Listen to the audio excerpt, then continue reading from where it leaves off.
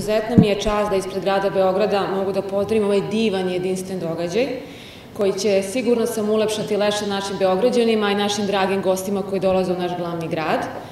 Grad Beograd, kao što znate, već godinama ima praksu da podržava ovakve manifestacije koje na jedan predivan zaista način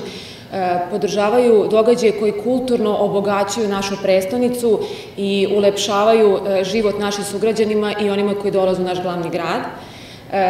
Drago mi je što će i ovog leta Beograđani, zahvaljujući opštini Vračara, da uživaju u prelepim manifestacijama i prelepim događajima. Jedan od ovih je upravo i ovaj letnji bioskop i sigurno sam da ljudi koji možda neće otići na odmor tokom ovih letnjih perioda, kao što sam ja, na primjer, se zahvaljujem, tako da ću ja sigurno posetiti neko od ovih događaja i uživati sa svojim prijateljima i svojom porodicom. Ono što takođe želim da kažem da je ovo još jedan dokaz da pre svega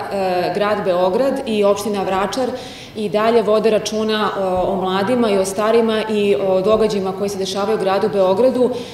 poštujući pre svega kulturu koja je jako važna i pre svega obogaćivajući sadržaj kulturni koji imamo u gradu Beogradu i jačajući veze upravo u gradu Beogradu među našim dragim sugrađanima i našim dragim gostima. Ovom prilikom zaista čestitam na ovoj predivnoj organizaciji.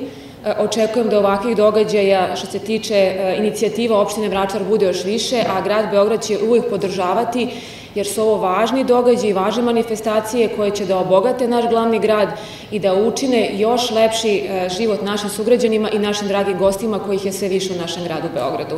Tako da čestitam još jednom, apsolutno imate punu podršku grada Beograda, jer ovo su stvari koje znače,